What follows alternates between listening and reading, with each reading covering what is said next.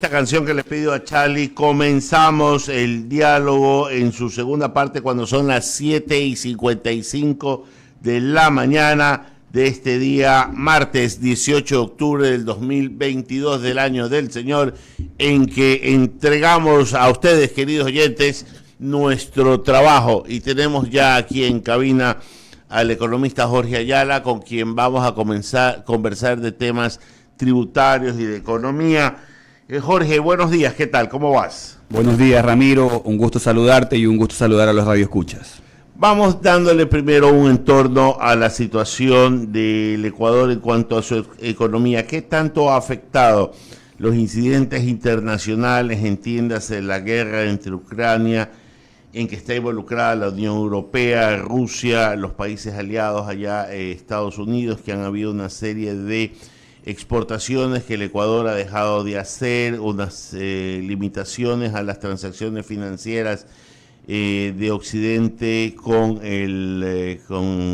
Rusia y sanciones de la Comunidad Europea que también afectan por rebote a la economía mundial?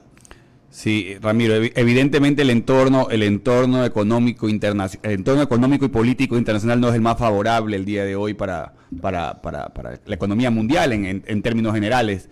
Estamos viviendo un contexto marcado y generalizado por el tema de la guerra entre Ucrania y Rusia. Adicionalmente a ello, nuestro principal socio comercial, Estados Unidos, está pasando por un momento un poco difícil en términos de economía. Se prevé una recesión en los Estados Unidos con el alza en las tasas de interés que ha venido efectuando la Fed en Estados Unidos, la Reserva Federal, y esto evidentemente conlleva a que Ecuador se vea también afectado. No nos olvidemos que Estados Unidos es nuestro principal socio comercial, que nuestros productos de exportación son productos con muy poco valor agregado, que ese poco valor agregado genera en muchos casos que ante los momentos de crisis económica, esos productos sean recortados en cuanto a su consumo. Ya. Y evidentemente esto nos está causando problemas al Ecuador en términos Tú citaste a los Estados Unidos. ¿Qué tanto tuvo que ver que durante la pandemia el gobierno americano mandó dinero sin trabajo, yo diría que hasta casi inorgánico, a su economía cuando les llegó un cheque a muchos ciudadanos, un poco para que la vorágine de la compra y venta, que es lo que sostiene la economía en Estados Unidos en muy buena parte, no deje de funcionar? Sí, evidentemente hubo un gasto público desmedido en la medida que se trató de posicionar un apoyo social hacia la población por el momento del COVID. Esto ralentizó evidentemente la economía porque inclusive hasta el día de hoy es difícil todavía encontrar gente que quiera trabajar producto de esas ayudas en Estados Unidos. Y evidentemente el impacto negativo de esa ayuda social en términos de demanda agregada de la inflación que causó en Estados Unidos provocó que la Fed empiece a utilizar un instrumento de política monetaria, que es la tasa de interés, a efectos de controlar la inflación.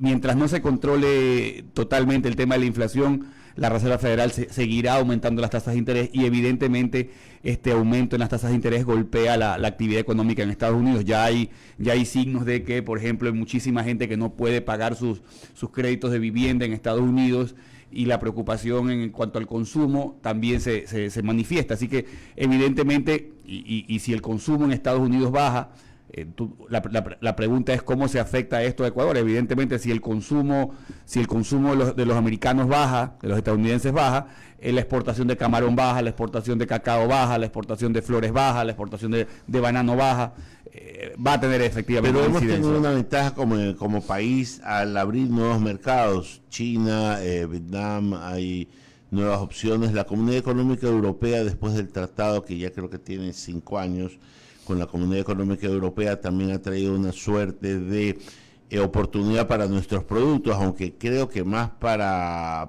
importar que para exportar. Sí, y eso tú lo puedes evidenciar, Ramiro, en la medida en cómo se comporta el crecimiento económico del Ecuador, en la medida que evidentemente la mayoría de países de la región está creciendo a tasas mucho más elevadas que la nuestra. ¿A qué obedece quizás esta realidad de que Ecuador no está creciendo a tasas más altas? Evidentemente el programa de ajuste fiscal que el gobierno ha venido realizando, a la poca inversión pública que ha venido haciendo el gobierno, más allá de la discusión que podamos tener o no, si el gasto social que realiza el gobierno es el que es o no es inversión o no es inversión pública, pero evidentemente Creo que la falta de obra pública tangible en materia de construcción está generando que Ecuador se ralentice en materia económica y que los crecimientos sean pobres, ¿no? Ya, hemos estado aquí en el puesto que tú estás sentado hoy, hemos tenido al director del Servicio de Rentas Internas, al ministro de Economía, y te hago esta cita porque ambos en su discurso, en su narrativa, han dicho que las ventas han aumentado en el país y han dado cifras de las cuales no dudo que se puedan haber incrementado. Pero esto, ¿qué significa? ¿Que el pastel ha crecido y las proporciones de quienes más tienen han crecido más, o que las proporciones de quienes no tienen, o se han aumentado más los beneficiarios de la torta de las ventas? Porque la lectura es, tengo un pastel mucho más grande, pero los beneficiarios son pocos. Sí, siguen siendo los mismos. Es evidentemente un buen análisis, Ramiro, porque al final del día lo que termina pasando es que tú tienes un sector informal en la economía que no se inserta al mercado laboral, un sector que en realidad es mano de obra no calificada, que no está estructurado acorde a las ventas que tiene el país, es decir, que sigan subiendo las ventas, lo único que presiona es hacia mayores utilidades a las empresas ya estructuradas.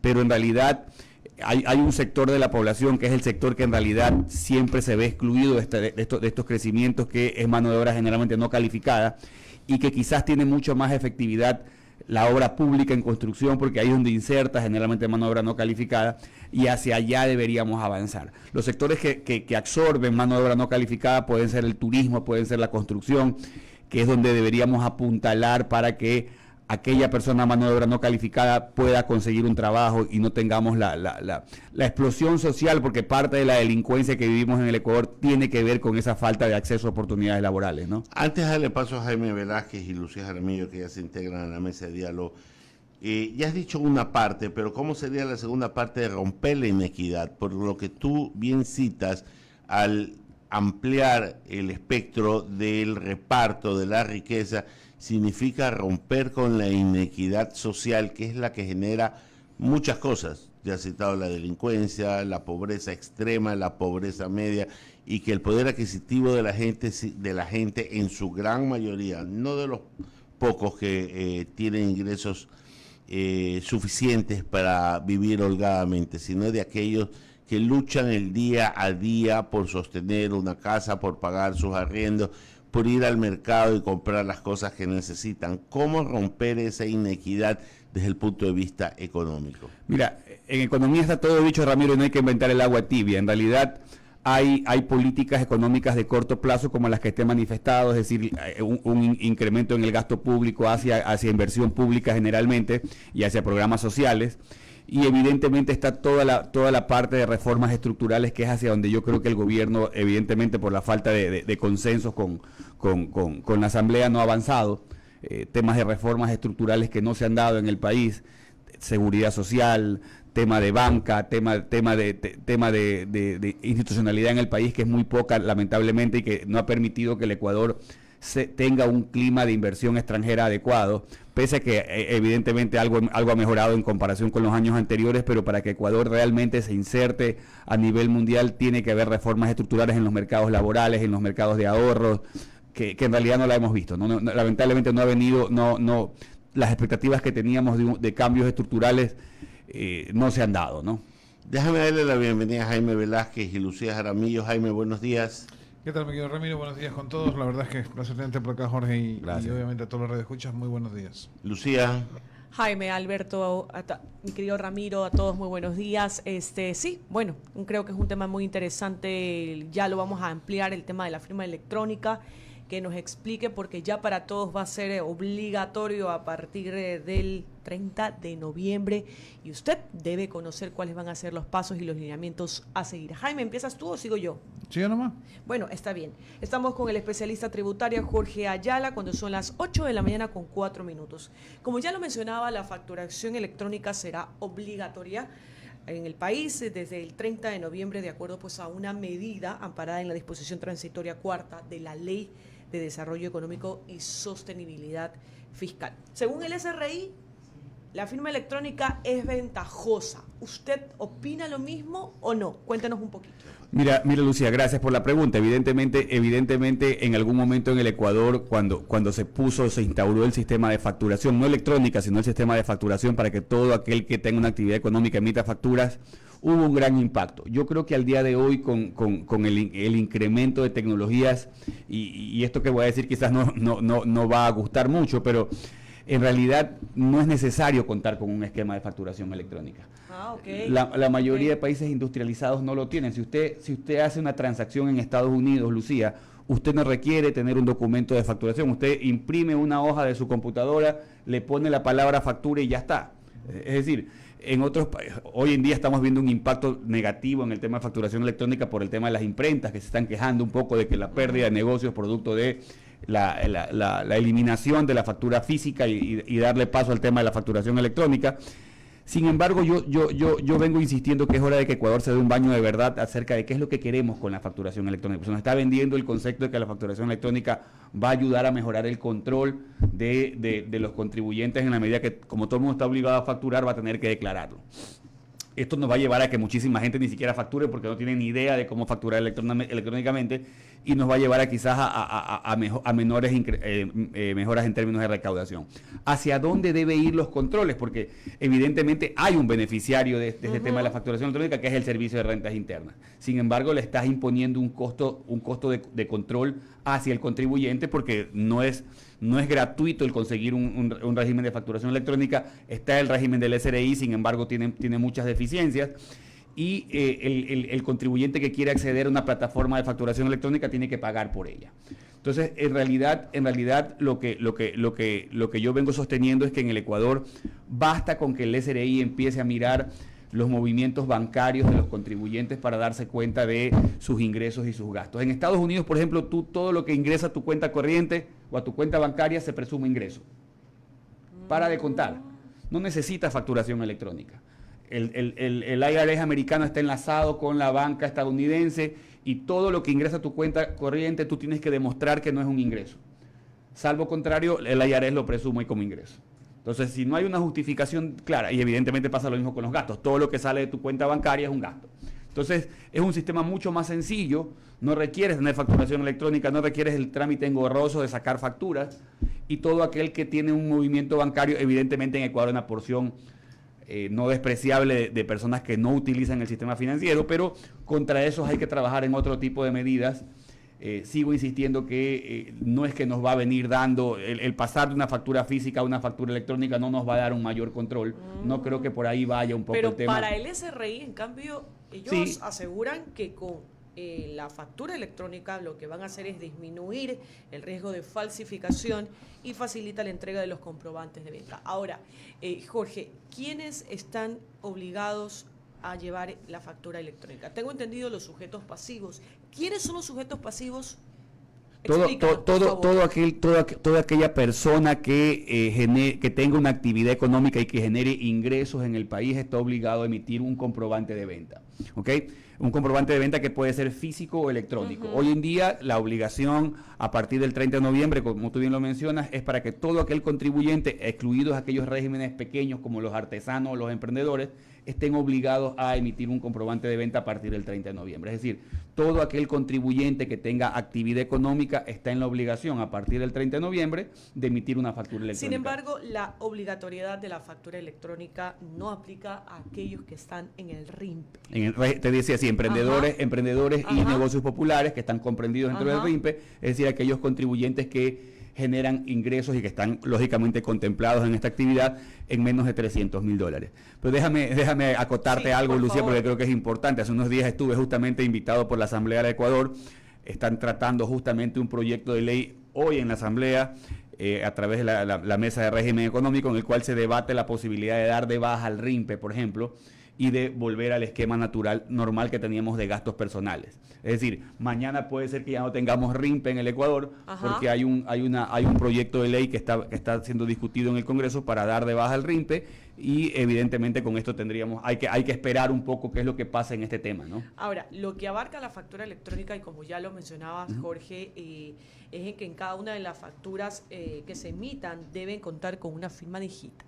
Así es. Mi contador me decía, porque obviamente uno siempre tiene que estar al día con las declaraciones, y me decía, pero va a tener un costo adicional el tema de la firma digital, y usted va a tener creo que $25, si no me equivoco, Jorge. Eso depende del proveedor. Depende del proveedor. Depende del proveedor, pero sí. entonces, ¿eso qué quiere decir? Que todos vamos a tener que hacer un gasto extra.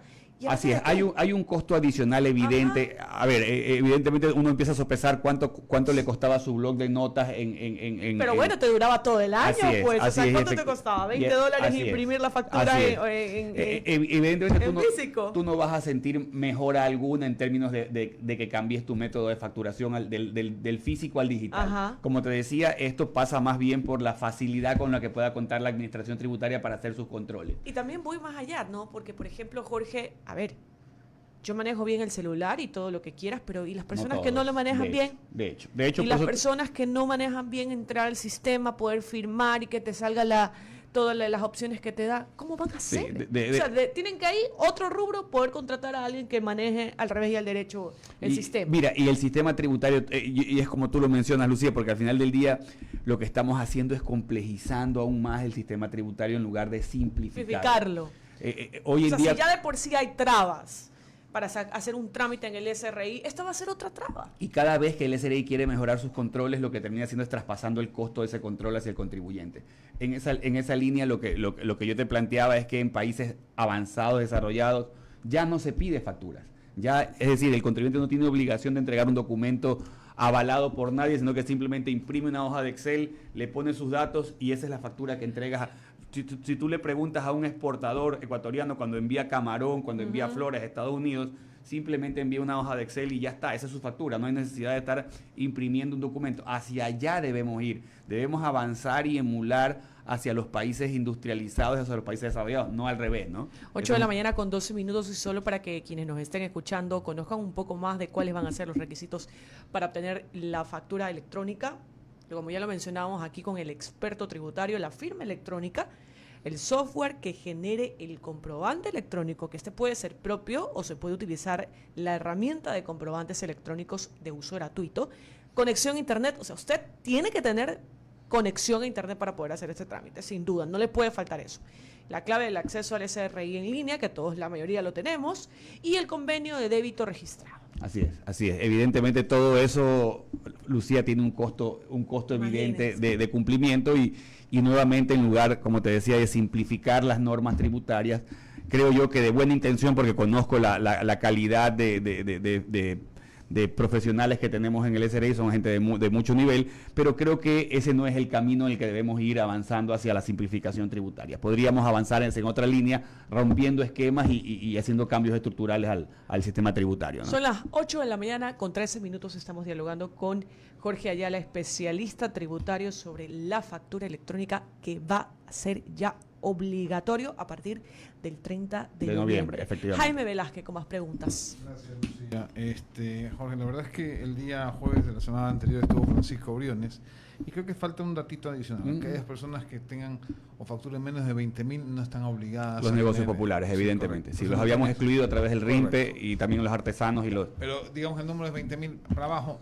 no tiene que utilizar la factura electrónica. Ahora bien, tú dices copiar o seguir los modelos de los países en desarrollo. El problema es que en los países de desarrollo no tienen por la viveza criolla. Y ese es el gran problema en Ecuador y en Latinoamérica. Porque aquella persona que, digamos, si fuese en una hoja Excel, a lo mejor no te declara lo que tiene que declarar. ¿Sí me explico? Entonces, esas son las cosas que en un momento dado en el Ecuador...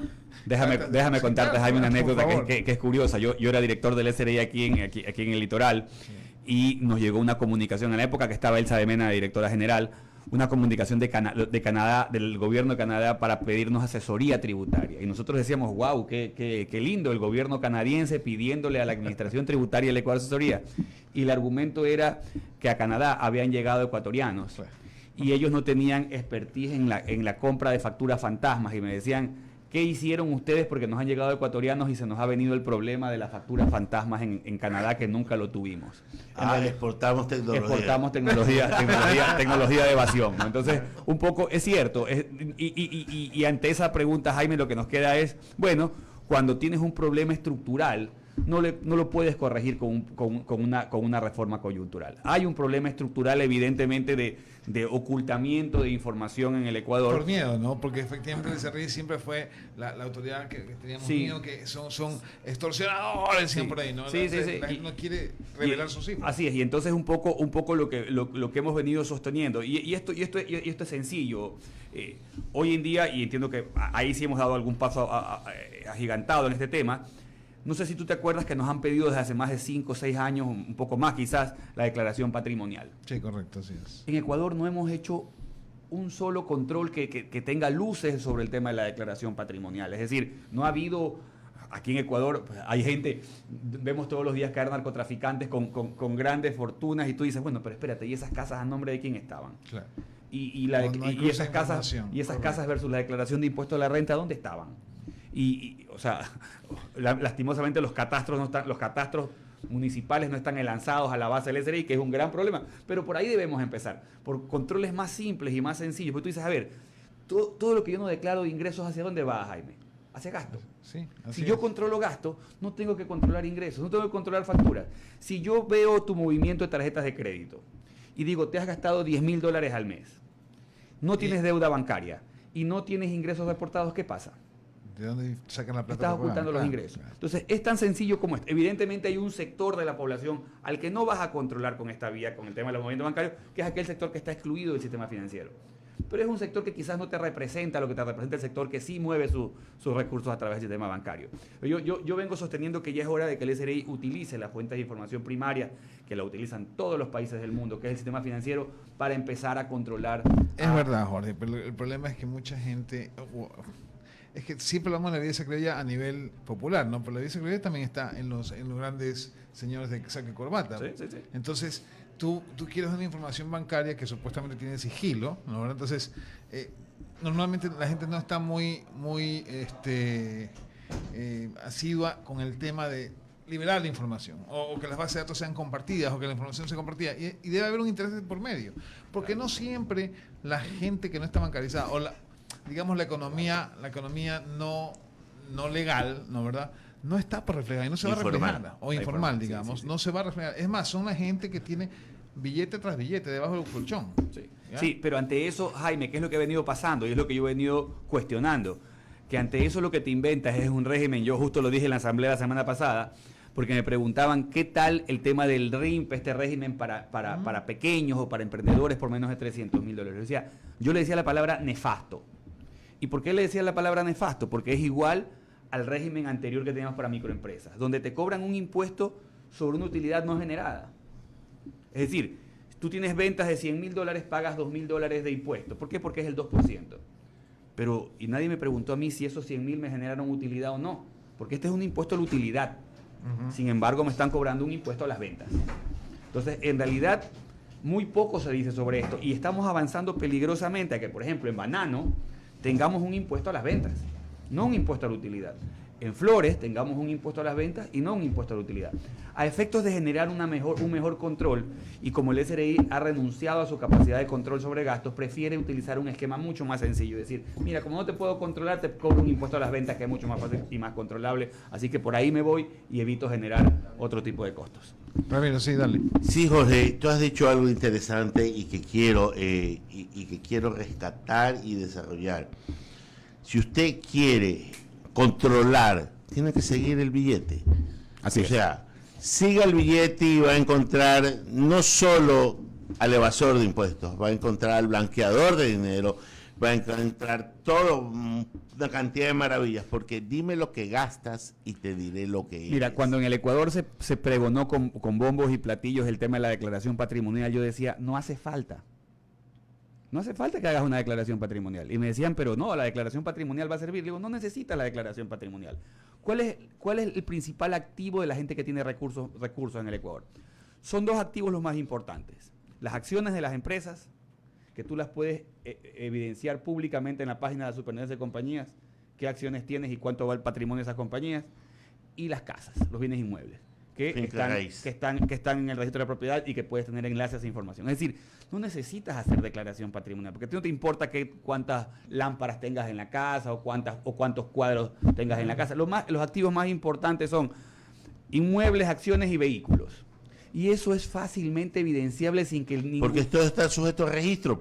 Evidentemente, y si tienes acceso a ese registro no necesitas nada más.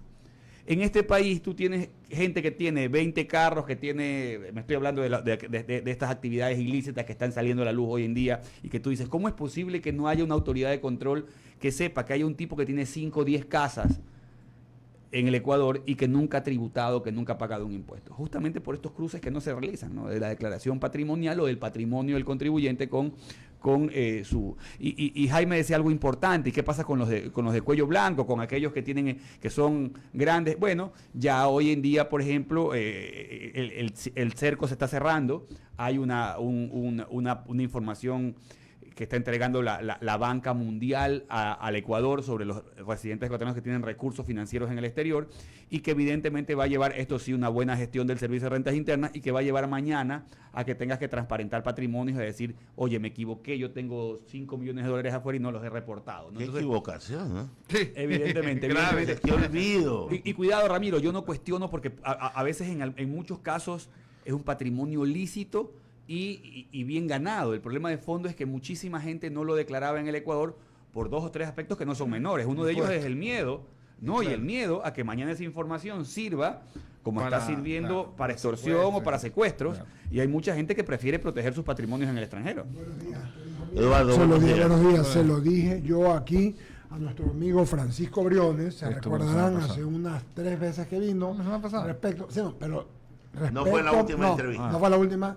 Respecto a este tema, porque se suponía que tú tenías que ir a un notario y decir, estos son mis bienes, cuando tú pasabas de $2 millones. Entonces, en Argentina pasó igualito, lo dejaron y llegaron los K, y toditito lo que le pasó a esa pobre gente ya lo sabemos. Sí, de hecho es uno de los argumentos, y qué bueno que lo digas, Eduardo. La experiencia que tenemos de los países que hicieron este tipo de esquemas de regularización de activos ha sido nefasta.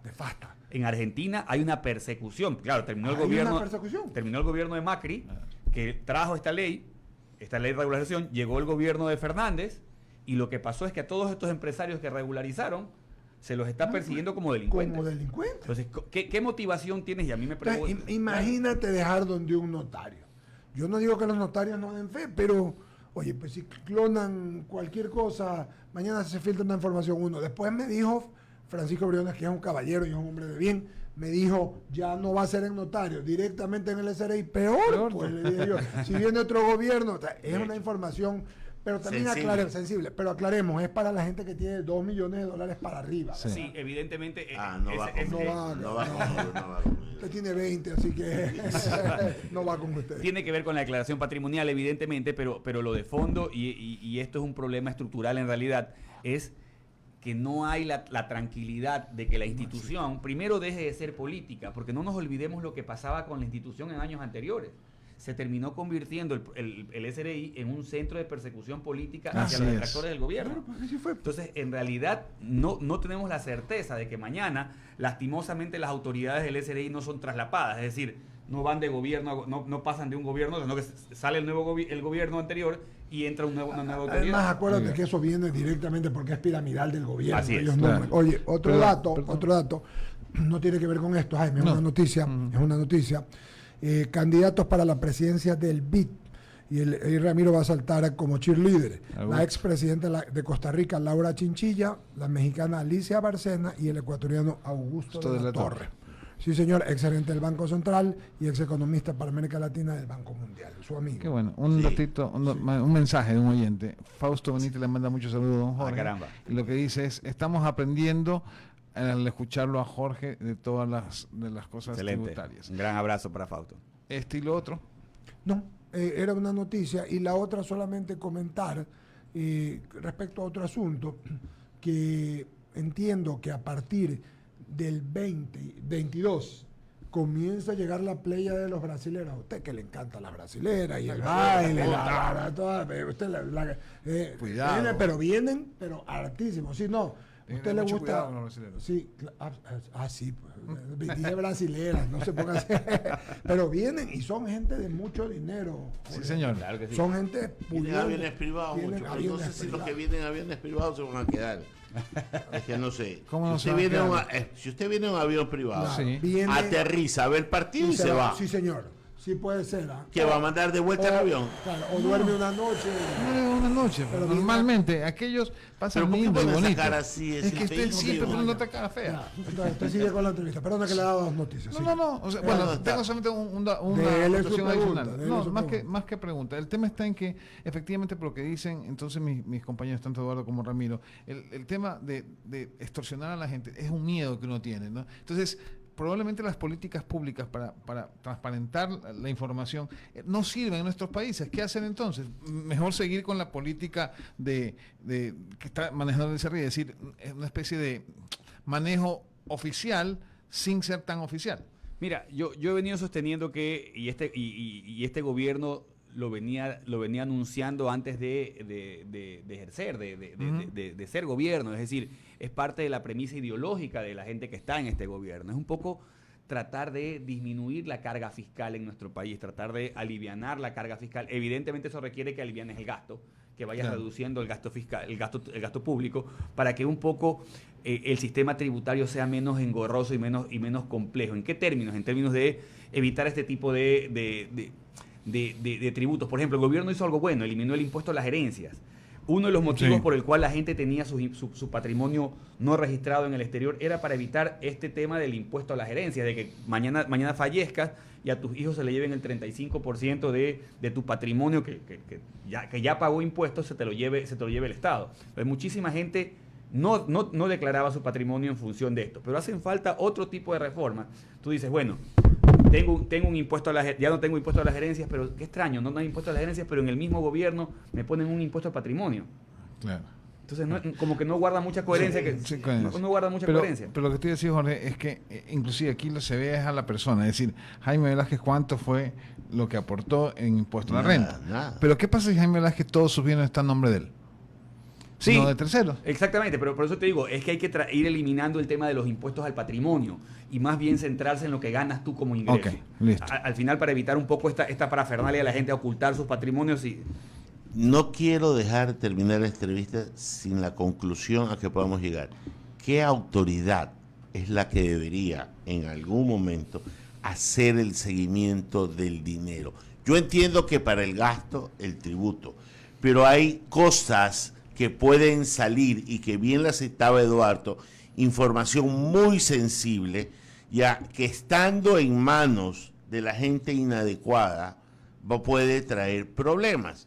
¿No te parece que ya hay la UAFE, hay el Centro de Inteligencia también, cuando tú sigues el dinero y ves que están usándose para comprar armas, narcotráfico, como que hay muchas instituciones que pueden hacer el trabajo y que de hecho lo hacen, pero que en las manos inadecuadas termina siendo como darle tijeras a un mono y no usar? Sí, de hecho tú decías algo que es una gran realidad. Tenemos varias instituciones que pueden acometer el problema del movimiento de recursos inusuales. El mismo sistema financiero está obligado a reportar. Después de $5,000. Claro, sin embargo, tú reportas $5,000 y te están llamando todos los días a preguntarte, pero tú ves estos grandes movimientos de la... Eso es increíble. A mí me llaman acá. Tú ves esto, pero eso es por deudas, Ramiro. Eso es por deudas, no por movimientos. Por deudas impagas. Claro, no por garantías. No por movimientos inusuales. Lo decimos aquí en garantías. Lo inusual es que pagues más bien en el caso de Ramiro. Te garantizó.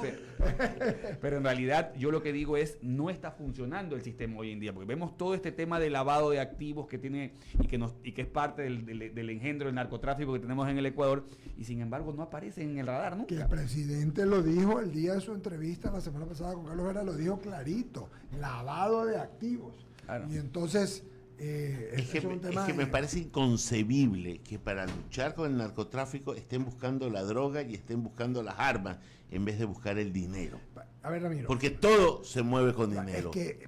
Y la integralidad, ¿no? Porque sí, Eduardo, pero dejas la pata de la mesa coja, porque la pata más importante, aunque todas sostienen la misma mesa, es seguir el billete, pues. Así es.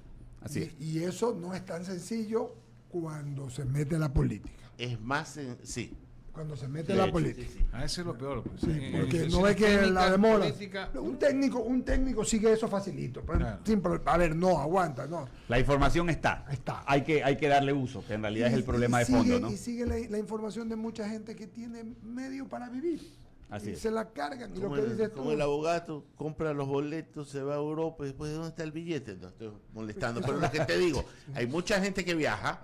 Yo compré en el 2019 y me cobraron impuestos. Lo que le digo, hay mucha gente que viaja habitualmente, pero no tiene ni salario reportado y paga de impuesto a la renta $2,000, pero va en primera plaza. Pero repito, ese no es el fondo. El fondo es la gente que tiene millones, como tú decías, que tiene actividades. Que se da una gran vida. O sea, no es que te vas a un viajecito. O sea, un Ramiro Cepeda que viaja por el mundo. Ramiro, no pongamos el ejemplo, no, pero te digo en serio. Tú no sabes de dónde tiene 3 carros, que cada carro vale $120,000. Claro. La opulencia, las mansiones, sí. En realidad hay casa en Salinas, una mansión en Guayaquil, departamento en Salinas, 10 oficinas, casas renteras, departamentos por aquí y por allá. ¿Y qué tiene? Una oficina.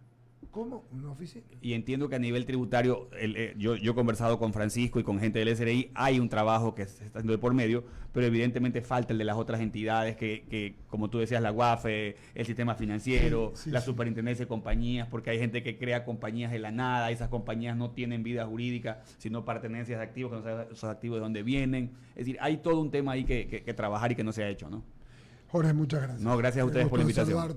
Experto tributario, querido amigo. Hemos hecho un paneo bastante interesante, pero yo sí creo, Eduardo, y con el respeto de todo, que hay que hacer un panel de seguir el rastro del billete. Solo eso.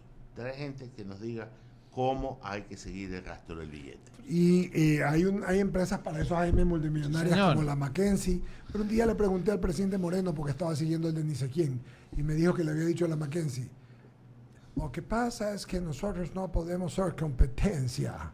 ¿Cómo? No podemos competir con clientes. Nada más. Así me dijo el presidente Moreno una vez.